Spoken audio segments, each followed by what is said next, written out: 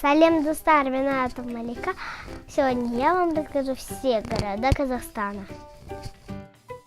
Нур-Султан, Алматы, Кокшетау, Актөбе, Талдыкорган, Атырау, Актау, Орал, Тараз, Карағанды, Костанай, Қызылорда, Шымкент, Павлодар, Петропавл, Өскемен, Туркестан.